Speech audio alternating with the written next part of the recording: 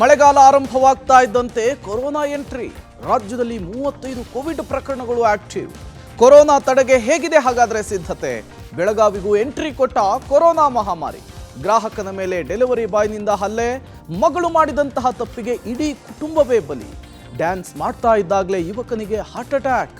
ಎಲ್ಲದರ complete details Karnataka top 20ಯಲ್ಲಿ.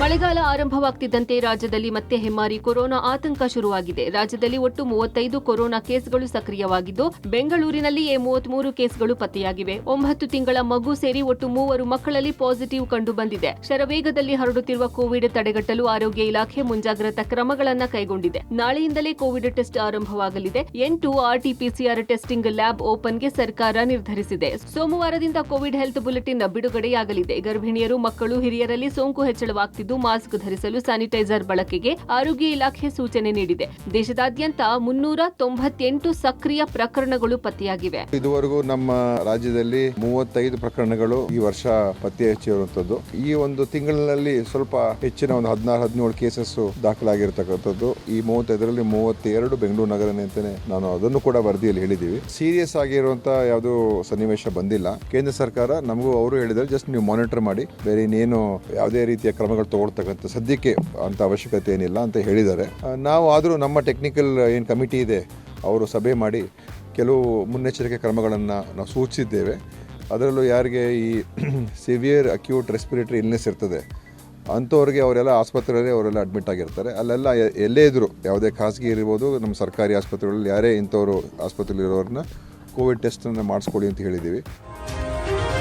Belagavi ಜಿಲ್ಲೆಗೂ corona virus ಕಾಲಿಟ್ಟಿದೆ. 25 ವರ್ಷದ ಗರ್ಭಿಣಿಯಲ್ಲಿ ಕೋವಿಡ್ ಪಾಸಿಟಿವ್ ಕಂಡು ಬಂದಿದೆ. ನಿಮೋನಿಯಾದಿಂದ ಬಳಲುತ್ತಿದ್ದ ಗರ್ಭಿಣಿ ಖಾಸಗಿ ಆಸ್ಪತ್ರೆಗೆ ಚಿಕಿತ್ಸೆಗೆ ಎಂದು ತೆರಳಿದ್ದಾಗ ಕೊರೋನಾ ಪಾಸಿಟಿವ್ ಪತ್ತೆಯಾಗಿದೆ. 1 ತಿಂಗಳ ಹಿಂದೆ ಪುಣೆಗೆ ಹೋಗಿ ಬಂದಿರೋ ಮಾಹಿತಿ ಇದೆ. ಮಹಾರಾಷ್ಟ್ರದಲ್ಲಿಯೂ ಕೊರೋನಾ ಸೋಂಕು ಹೆಚ್ಚಾಗ್ತಿವೆ. ಬೆಳಗಾವಿಯಲ್ಲಿ ಕೊರೋನಾ ವೈರಸ್ ಕಂಡು ಬಂದ ಹಿನ್ನೆಲೆ ಬಿಮ್ಸ್ ಆಸ್ಪತ್ರೆಯಲ್ಲಿ ಕೋವಿಡ್ಗಾಗಿ ಪ್ರತ್ಯೇಕ ವಾರ್ಡ್ ತೆರೆಯಲಾಗಿದೆ. ಸೋಮವಾರದಿಂದ ಕೋವಿಡ್ ಪರೀಕ್ಷೆ ಆರಂಭಿಸಲು ಜಿಲ್ಲಾ ಆರೋಗ್ಯ ಇಲಾಖೆ ಮುಂದಾಗಿದೆ. ಇನ್ನು ಬಳ್ಳಾರಿ ಹಾಗೂ ವಿಜಯನಗರ ಜಿಲ್ಲೆಯ ತಲಾ ಒಬ್ಬರಿಗೆ ಕೋವಿಡ್ ಸೋಂಕು ತಗುಲಿದೆ. ಅವರು 5 ತಿಂಗಳ ಗರ್ಭಿಣಿ ಇದ್ದಾರೆ. ಅಪರ್ ರೆಸ್ಪಿರೇಟರಿ ಇನ್ಫೆಕ್ಷನ್ ಇಂದ ಅಡ್ಮಿಟ್ ಆಗಿದ್ರು. ಅದು ಹಾಗೆ ಸ್ವಲ್ಪ ಉಲ್ಬಣಗೊಂಡ್ರು ಮತ್ತು ಇನ್ನೂ ಹೈಪೋಥೈರಾಯ್ಡಿಸಮ್ ಎಲ್ಲ ಇದ್ದಿತ್ತು. ಮತ್ತು 19ಕ್ಕೆ ಜಾಸ್ತಿ ಆಗಿದ್ದಕ್ಕೆ ಪ್ರಭಾಕರ್ ಕೋರೆ ನಮ್ಮ ದೊಡ್ಡ KLE ಆಸ್ಪತ್ರೆಗೆ ಬಂದು ಅಡ್ಮಿಟ್ ಆಗಿದ್ದಾರೆ. ಕಳೆದೊಂದು 15-20 ದಿನದಿಂದ ರಾಜ್ಯಾದ್ಯಂತ ಇದಾಗಿದೆ ಅಂತ ನಮ್ಮ ಆರೋಗ್ಯ ಇಲಾಖೆಯಿಂದ ಒಂದು ಪತ್ರಿಕಾ ಪ್ರಕಟಣೆಯೂ ಬಂದಿದೆ. ಅಡ್ರೆಸ್ನಲ್ಲಿ ಸಿಂಗಲ್ ಡಿಜಿಟ್ ತಪ್ಪಾಗಿದ್ದಕ್ಕೆ ಗ್ರಾಹಕನ ಮೇಲೆ ಡೆಲಿವರಿ ಬಾಯ್ ಹಲ್ಲೆ ನಡೆಸಿರುವ ಘಟನೆ ಬೆಂಗಳೂರಿನ ಬಸವೇಶ್ವರ ನಗರದಲ್ಲಿ ನಡೆದಿದೆ. ಹಲ್ಲೆಗೊಳಗಾದ ಗ್ರಾಹಕ ಶಶಾಂಕ್ ಹಾಗೂ ಡೆಲಿವರಿ ಬಾಯ್ ಅನ್ನ ವಿಷ್ಣುವರ್ಧನ್ ಅಂತೇಳಿ ಗುರುತಿಸಲಾಗಿದೆ. ಮೇ 21ರಂದು ಆಪ್ ಒಂದರಲ್ಲಿ ಶಶಾಂಕ್ ಪತ್ನಿ ಆರ್ಡರ್ ಅನ್ನ ಬುಕ್ ಮಾಡಿರ್ತಾರೆ. ಡೆಲಿವರಿ ಬಾಯ್ ಬಂದಾಗ ಶಶಾಂಕ್ ನಾದಿನಿ ಸಾಮಗ್ರಿಯನ್ನ ತೆಗೆದುಕೊಳ್ಳಲು ಹೋದಾಗ ಅಡ್ರೆಸ್ ವಿಚಾರವಾಗಿ ಬಾಯ್ಗೆ ಬಂದ ಹಾಗೆ ಮಾತನಾಡಿರ್ತಾನೆ. ಇದನ್ನ ಕೇಳಿಸಿಕೊಂಡ ಗ್ರಾಹಕ ಶಶಾಂಕ್ ಹೊರಗಡೆ ಹೋಗಿ ಡೆಲಿವರಿ ಬಾಯ್ ಜೊತೆಗೆ ಸ್ವಲ್ಪ ಜೋರಾಗಿ ಮಾತನಾಡ್ತಾರೆ. ಆಗ ಒಮ್ಮೆಲೆ ಡೆಲಿವರಿ ಬಾಯ್ ಹಲ್ಲೆ ನಡೆಸ್ತಾನೆ. ಶಶಾಂಕ್ ಕಣ್ಣಿಗೆ ಗಾಯವಾಗಿದೆ. ಹಲ್ಲೆ ನಡೆಸಿದ ದೃಶ್ಯಗಳು ಮನೆಯ ಸಿಸಿ ಕ್ಯಾಮೆರಾದಲ್ಲಿ ಸೆರೆ ಸಿಕ್ಕಿದೆ. ಸದ್ಯ ಈ ಘಟನೆಯ ಕುರಿತು ಶಶಾಂಕ್ ಬಸವೇಶ್ವರ ನಗರ ಪೊಲೀಸ್ ಠಾಣೆಯಲ್ಲಿ ದೂರು ಕೊಟ್ಟಿದ್ದು FIR ದಾಖಲಾಗಿದೆ. ಇನ್ನು ಈ ಮಧ್ಯೆ ಫುಡ್ ಡೆಲಿವರಿ ಕಂಪನಿ ಕ್ಷಮೆ ಯಾಚಿಸಿದೆ. ಬಂದಾಗ ನಮ್ಮ ನಾದ್ನಿ ಇಸ್ಕೊಳ್ಳೋಕೆ ಅಂತ ಹೋದ್ರು, ಅಡ್ರೆಸ್ ತಪ್ಪಾಗಿದೆ ಅಂತ ತುಂಬಾ ಜೋರಾಗಿ ರೂಡಾಗಿ ಮಾತಾಡ್ತಾ ಇದ್ರು. ನಮ್ಮ ನಾದ್ನಿ ಹತ್ರ ನಮ್ಮ ಹತ್ರನೂ ರೂಡಾಗಿ ಮಾತಾಡಿದ್ರು. ಆಲ್ ಆಫ್ ಅ ಸಡನ್ ಮೈ ಮೇಲೆ ಬಿದ್ಬಿಟ್ಟು ಈ ತರ ನನಗೆ ಹೊಡೆದಿದ್ದಾರೆ. ಇದು ಎಷ್ಟು ಅಕ್ಸೆಪ್ಟಬಲ್ ಸೊಸೈಟಿನಲ್ಲಿ? ಕಂಪ್ನಿ ರೆಸ್ಪಾನ್ಸಿಬಿಲಿಟಿ ತಗೋತಾರೆ. ಅವ್ರ ಕಂಪ್ನಿ ಎಂಪ್ಲಾಯ್ ಆಗಿರೋವರೆಗೂ ಅವ್ರ ಕಂಪ್ನಿ ಟರ್ಮಿನೇಟ್ ಮಾಡಾದ್ಮೇಲೆ ನನ್ನ ಮನೆ ಎಲ್ಲಿದೆ ಅಂತ ಗೊತ್ತು, ನಾನು ಯಾರು ಅಂತ ಗೊತ್ತು, ನನಗೆ ಏನು ಬೇಕಾದ್ರೂ ಮಾಡ್ಬೋದು. ಅವರು ಅದಕ್ಕೆ ಯಾರು ರೆಸ್ಪಾನ್ಸಿಬಿಲಿಟಿ ತಗೋತಾರೆ? ಪ್ರೀತಿಸಿದವನ ಜೊತೆ ಮಗಳು ಮನೆ ಬಿಟ್ಟು ಹೋದಳು ಎಂಬ ಕಾರಣಕ್ಕೆ ಒಂದೇ ಕುಟುಂಬದ 3 ಆತ್ಮಹತ್ಯೆ ಮಾಡಿಕೊಂಡಿದ್ದಾರೆ. ಮೈಸೂರಿನ HD ಕೋಟೆ ತಾಲೂಕಿನ ಬೂದನೂರಿನಲ್ಲಿ ಘಟನೆ ನಡೆದಿದ್ದು, ಮಹದೇವ ಸ್ವಾಮಿ ಪತ್ನಿ ಮಂಜುಳಾ, ಮಗಳು ಹರ್ಷಿತಾ ಮೃತರು. ಮಹದೇವ ಸ್ವಾಮಿ ಹಿರಿಯ ಪುತ್ರಿ ಅರ್ಪಿತಾ ಮನೆ ಬಿಟ್ಟು ಹೋಗಿದ್ಲು. ಈ ಹಿನ್ನೆಲೆಯಲ್ಲಿ ಮನನೊಂದ ಕುಟುಂಬದವರು ಆತ್ಮಹತ್ಯೆಗೆ ಶರಣಾಗಿದ್ದಾರೆ. ಹಗ್ಗವನ್ನು ಕಟ್ಟಿಕೊಂಡು 3 ಕೆರೆಗೆ ಹಾರಿ ಆತ್ಮಹತ್ಯೆ ಮಾಡಿಕೊಂಡಿದ್ದಾರೆ. 3 ಮೃತದೇಹ ಒಂದೇ ಸ್ಥಳದಲ್ಲಿ ಪತ್ತೆಯಾಗಿದೆ. ಮೃತದೇಹಗಳನ್ನು ಮರಣೋತ್ತರ ಪರೀಕ್ಷೆಗೆ ರವಾನಿಸಲಾಗಿದ್ದು, HD ಕೋಟೆ ಪೊಲೀಸ್ ಠಾಣೆಯಲ್ಲಿ ಪ್ರಕರಣ ದಾಖಲಾಗಿದೆ. ಬೆಳಗಾವಿಯಲ್ಲಿ ಅಪ್ರಾಪ್ತೆಯ ಮೇಲೆ ಅತ್ಯಾಚಾರ ಎಸಗಿದ ಆರೋಪದಡಿ ಕಾಮುಕ ಸ್ವಾಮೀಜಿ ಅರೆಸ್ಟ್ ಆಗಿದ್ದಾನೆ. ಮೇಖಳಿಯ ರಾಮಮಂದಿರದ ಲೋಕೇಶ್ವರ ಸ್ವಾಮೀಜಿ ವಿರುದ್ಧ ಪೋಕ್ಸೋ ಕೇಸ್ ದಾಖಲಾಗಿದೆ. ಬಾಗಲಕೋಟೆ ನಗರದ ಲಾಡ್ಜ್ ಒಂದರಲ್ಲಿ ಅತ್ಯಾಚಾರ ಎಸಗಿ ಬಳಿಕ ಮಹಾಲಿಂಗಪುರ ಬಸ್ ನಿಲ್ದಾಣದಲ್ಲಿ ಆಕೆಯನ್ನ ಬಿಟ್ಟು ಹೋಗಿರುವ ಆರೋಪ ಕೇಳಿಬಂದಿದೆ. ಈ ಕುರಿತು ಬಾಗಲಕೋಟೆಯ ನವನಗರದ ಮಹಿಳಾ ಠಾಣೆಯಲ್ಲಿ ಪೋಕ್ಸೋ ಕೇಸ್ ದಾಖಲಾಗಿದ್ದು, ನಂತರ ಬೆಳಗಾವಿಯ ಮೂಡಲಗಿಗೆ ಕೇಸ್ ವರ್ಗಾವಣೆಯಾಗಿದೆ. ಸ್ವಾಮೀಜಿ ವಿರುದ್ಧ ಕಠಿಣ ಕ್ರಮಕ್ಕೆ ಗ್ರಾಮಸ್ಥರು ಒತ್ತಾಯಿಸಿದ್ದಾರೆ. ಮಠದಲ್ಲಿ ಸಾಕಷ್ಟು ಕಾನೂನು ಬಾಹಿರ ಚಟುವಟಿಕೆ ನಡೆಯುತ್ತಿದೆ ಎಂದು ಗ್ರಾಮಸ್ಥರು ಆರೋಪಿಸಿದ್ದಾರೆ. ಸುತ್ತಳೆಯವರು ಯಾರು ಬರ್ತಾರೆ? ಹೆಣ್ಮಕ್ಳು ಗಂಡ್ಮಕ್ಳು ಕೂಡಿ ಬರ್ತಾರೆ. ಆ ಗಂಡ್ಮಕ್ಳಿಗೆ ಏನು ಅನ್ನೋದ ಇಲ್ಲಿ ಹೆಣ್ಮಕ್ಳು ಬಿಡ್ರಿ, ನೀವು ಗಂಡ್ಮಕ್ಳು ಹೋಗ್ರಿ. ಆ ಹೆಣ್ಮಕ್ಳು 8-10 ದಿನ ಹೋಗಲಿ, 15 ದಿನ ಹೋಗಲಿ, 20 ದಿನ ಹೋಗಲಿ, ಅವ್ರು ಇವ್ನು ಸ್ವಾಮಿ ಮಾಡಿದಾಗ ಆ ಗಂಡ್ಮಕ್ಳು ಇಲ್ಲಿ ಬಂದರೆ ಮಕ್ಕಳಿಗೆ ನೀವು ಇಲ್ಲಾಕೆ ಬಂದಿರಿ, ಆ ಹೆಣ್ಮಕ್ಳು ಇಲ್ಲೇ ಇರಲಿಲ್ಲ, ನೀವು ಹೋಗ್ರಿ. 19ರಿಂದ ಬಂದಾಗಿಂದ್ರೆ ಇಲ್ಲಿ ಅಹಿತಕರ ಘಟನೆ ಭಾಳ ನಡೆದೈತಿ. ಮತ್ತು ಈಗಾಗಲೇ 2021 ನಾವು 3 ಜನ ಎಲ್ಲ ಬಂದು ಇವ್ನ ಮೇಲೆ ನಾವು ಯಾಕೆ ಹಿಂಗೆ ಕೇಳೋಣ, ನಮ್ಮ ಮೇಲೆ ಒಂದು ಹಂಗೆ ಮಾಡೋಣ, ನಮ್ಮ 3 ಜನ ಎಲ್ಲ ಬಂದು ಇವ್ನು ಹೊಡಿದವಿ ಮಾಡ್ರಿ ಭೀ ಅವ್ನು ಚಾಲಿ ಬಿಟ್ಟಿಲ್ಲಿವ.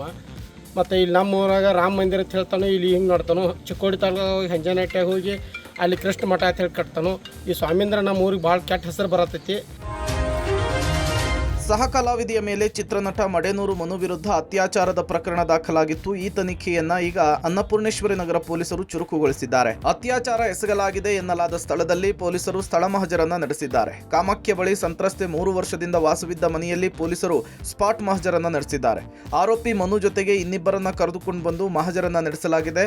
ಸದ್ಯ ಸಂತ್ರಸ್ತೆ ವಾಸವಿರುವಂತಹ ನಾಗರಬಾವಿಯಲ್ಲೂ ಕೂಡ ಅನ್ನಪೂರ್ಣೇಶ್ವರಿ ನಗರ ಪೊಲೀಸರು ಪಂಚನಾಮೆ ನಡೆಸಿದ್ದಾರೆ. ಜೊತೆಗೆ ಶಿವಮೊಗ್ಗದ ಶಿಕಾರಿಪುರದ ಹೋಟೆಲ್ನಲ್ಲೂ ಕೂಡ ಸ್ಥಳ ಮಹಜರ ನಡೆಸಲಾಗಿದೆ. ಮನು ಕಾಮಿಡಿ ಕಾರ್ಯಕ್ರಮಕ್ಕೆ ಕರೆದುಕೊಂಡು ಹೋಗಿ ಶಿವಮೊಗ್ಗದ ಶಿಕಾರಿಪುರದಲ್ಲಿ ರೂಮ್ ಮಾಡಿ ಹಣ ಕೊಡುವ ನೆಪದಲ್ಲಿ ಬಂದು ಅತ್ಯಾಚಾರ ಎಸಗಿದ್ದ ಅಂತ ಹೇಳಿ ಸಂತ್ರಸ್ತೆ ದೂರಿನಲ್ಲಿ ಉಲ್ಲೇಖಿಸಿದ್ರು. ಈ ಹಿನ್ನೆಲೆಯಲ್ಲಿ ಶಿಕಾರಿಪುರದಲ್ಲಿ ಸ್ಥಳ ಮಹಜರನ್ನ ಮಾಡಲಾಗಿದೆ. ಸಹನಟಿಯಿಂದಲೇ ಅತ್ಯಾಚಾರ ಆರೋಪದಡಿ ನಟ ಮಡೇನೂರು ಮನು ಅರೆಸ್ಟ್ ಆಗಿದ್ದಾರೆ. ಇದೆಲ್ಲ ನನ್ನ ಪತಿ ವಿರುದ್ಧದ ಷಡ್ಯಂತ್ರ, ಸುಳ್ಳು ಆರೋಪ ಅಂತ ಮಡೇನೂರು ಪತ್ನಿ ದಿವ್ಯಾ ಪಬ್ಲಿಕ್ ಟಿವಿಗೆ ಪ್ರತಿಕ್ರಿಯೆ ನೀಡಿದ್ದಾರೆ. ಸಂತ್ರಸ್ತೆಯ ಸುಳ್ಳು ಆರೋಪಕ್ಕೆ ಸಾಕ್ಷ್ಯ ಕೊಡ್ತೀವಿ. ಆಕೆ ಬಳಿ ಏನೇನು ಸಾಕ್ಷ್ಯ ಇದೆಯೋ ನನಗೆ ಗೊತ್ತಿಲ್ಲ. ನನಗೆ ಜಯ ಸಿಗುವವರೆಗೂ ಹೋರಾಟ ಮಾಡ್ತೀವಿ. ಕಾರಣದ ಕೈಗಳು ನನ್ನ ಗಂಡನ ವಿರುದ್ಧ ಕೆಲಸ ಮಾಡ್ತಿವೆ. ಅವ್ರು ಯಾರು ಅಂತ ನನಗೆ ಗೊತ್ತಿಲ್ಲ ಅಂತ ಮನು ಪತ್ನಿ ದಿವ್ಯಾ ಹೇಳಿದ್ದಾರೆ. ಆರೋಪ ಎಲ್ಲ ಸುಳ್ಳು ಸರ್, ಅದೆಲ್ಲ ಮಾಡ್ತಿರೋದೆಲ್ಲ ಷಡ್ಯಂತ್ರ, ಸುಳ್ಳು ಸರ್. ಅದು ಆಕೆ ಯಾರು ಈಗ ಆರೋಪ ಮಾಡಿದ್ದಾರೆ ಅದಕ್ಕೆಲ್ಲ ಸಾಕ್ಷ್ಯ ಸಮೇತವಾಗಿ ನಾವು ಏನೇನು ಕಾನೂನಿಗೆ ಕೊಡಬೇಕು, ನಮ್ಮ ಲಾಯರ್ ಹತ್ರಕ್ಕೆ ಏನೇನು ಕೊಡಬೇಕು ಅನ್ನೋದೆಲ್ಲ ಕೊಟ್ಟಿದ್ದೀವಿ. ಬೆಸ್ಟ್ ಫ್ರೆಂಡು ಅಂತಾರೆ, ಈ ಥರ ಆರೋಪ ಯಾಕೆ ಮಾಡ್ತಾರೆ ನನಗೆ ಗೊತ್ತಿಲ್ಲ ಸರ್. ಇಂದು ಕೇರಳದ ಕರಾವಳಿಗೆ ಮಾನ್ಸೂನ್ ಅಪ್ಪಳಿಸಿದೆ. 16 ವರ್ಷದ ಬಳಿಕ ವಾಡಿಕೆಗೂ ಮುನ್ನವೇ ನೈಋತ್ಯ ಮಾನ್ಸೂನ್ ಎಂಟ್ರಿ ಕೊಟ್ಟಿದೆ. ಈಗಾಗಲೇ ಕೇರಳದಲ್ಲಿ ಮಳೆ ಶುರುವಾಗಿದ್ದು, ಭಾರತದ ಹವಾಮಾನ ಇಲಾಖೆ ಕೇರಳ, ಕರ್ನಾಟಕ ಕರಾವಳಿ ಮತ್ತು ದಕ್ಷಿಣ ಒಳನಾಡು, ಕೊಂಕಣ ಮತ್ತು ಗೋವಾದಲ್ಲಿ ಅತಿ ಹೆಚ್ಚು ಮಳೆಯಾಗುವ ಮುನ್ಸೂಚನೆ ಕೊಟ್ಟಿದೆ. ತಮಿಳುನಾಡು, ಕರ್ನಾಟಕದ ಉತ್ತರ ಒಳನಾಡು ಮತ್ತು ಮಹಾರಾಷ್ಟ್ರದ ಒಳನಾಡಿನಲ್ಲಿಯೂ ಕೂಡ ಭಾರೀ ಮಳೆಯಾಗುವ ನಿರೀಕ್ಷೆ ಇದೆ.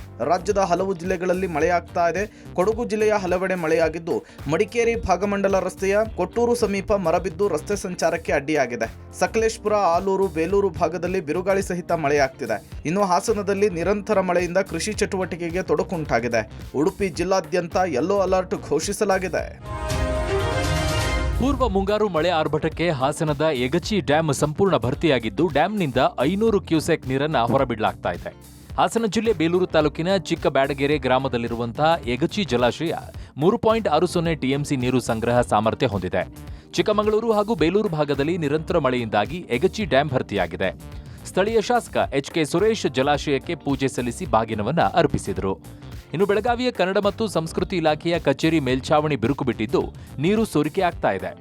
ನೀರು ಬೀಳುವ ಜಾಗದಲ್ಲಿ ಸಿಬ್ಬಂದಿ ಬಕೆಟ್, ಟ್ರೇ ಇಟ್ಟು ದಾಖಲೆ ಪತ್ರಗಳನ್ನು ರಕ್ಷಿಸಿದ್ದಾರೆ. ಇತ್ತ ಉಡುಪಿಯಲ್ಲಿ ರೆಡ್ ಅಲರ್ಟ್ ಘೋಷಿಸಲಾಗಿದ್ದು, ಗಾಳಿಯ ಅಬ್ಬರ ಜೋರಾಗಿದೆ. ಸಮುದ್ರದಲ್ಲಿ 50ರಿಂದ 55 ಕಿಲೋಮೀಟರ್ ವೇಗದಲ್ಲಿ ಗಾಳಿ ಬೀಸುತ್ತಿದ್ದು, ಯಾವುದೇ ಮೀನುಗಾರಿಕಾ ಬೋಟ್ಗಳು ಕಡಲಿಗೆ ಇಳಿಯದಂತೆ ಜಿಲ್ಲಾಡಳಿತ ಸಂದೇಶವನ್ನು ರವಾನಿಸಿದೆ. ಇನ್ನು ರಾಜ್ಯದಲ್ಲಿ ಮೇ 24ರಿಂದ ಮೇ 28ರವರೆಗೆ ಮಳೆ ಆಗಲಿದೆ ಅಂತ ಹವಾಮಾನ ಇಲಾಖೆ ಮುನ್ಸೂಚನೆ ಕೊಟ್ಟಿದೆ. ಕರ್ನಾಟಕ ರಾಜ್ಯಾದ್ಯಂತ ಎಲ್ಲಾ ಜಿಲ್ಲೆಗಳಲ್ಲಿ ಮೇ 24ರಿಂದ ಮೇ 28ರವರೆಗೆ ವ್ಯಾಪಕವಾಗಿ ಮಳೆಯಾಗುವ ಹೆಚ್ಚಿನ ಸಾಧ್ಯತೆ ಇದೆ.